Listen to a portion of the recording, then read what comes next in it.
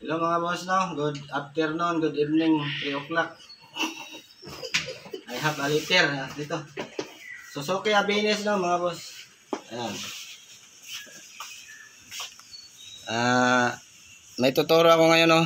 Sa mga hindi pa nakakaalam, katulad ko, hindi ko pa to alam. Kung paano mag-change time sa ano, ayan.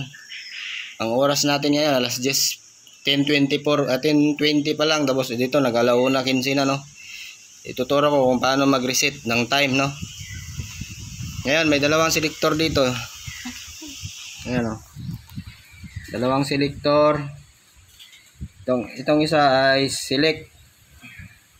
Itong isa adjust. Ayan, adjust. Lumabo na.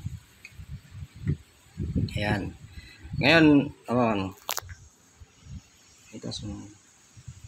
Ayan. Ngayon, paano ano dito mga boss, no? I-long press mo lang tong dalawa. Sabay. Para ma-set natin yung oras. Ayan, long press natin. Sabay lang dapat. Ayan, nagbi-blink-blink na siya mga boss, no? Ayan. Ibig sabihin yan, pwede natin siyang iset. Tapos kung paano mag-set sa oras, yung select lang yun sa ibabaw. Pipindutin, ay nawala na tuloy. Ulitin natin. Ang tagal kasi. Long press lang. Ayan, nag-blink na. Ayan, pipindutin mo na, ano, ayan, 2, 3, 4, 5, 6, 7, 8, 9, 10. Ngayon, yung ano naman, yung time, ay yung minutes. Dito sa adjust tayo. 20, ilagay natin ano, 22 para ano.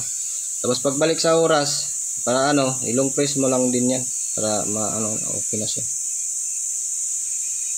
Yan, okay na. Yan, ganun lang mga boss, no. Sa mga hindi pa nakakaalam, yun kasi hindi ko rin alam to dati.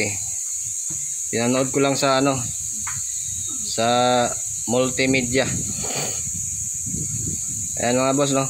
Long press, sabay lang, ilang seconds lang long press. Tapos pag nagbi-blink na siya, ayan, pag nagbi-blink na tong orasan, pindutin mo lang tong ano, select. Tapos sa minutes dito sa ano, adjust. Tapos long press ulit. Okay na. Yan, Suzuki Abenes. Salamat mga boss.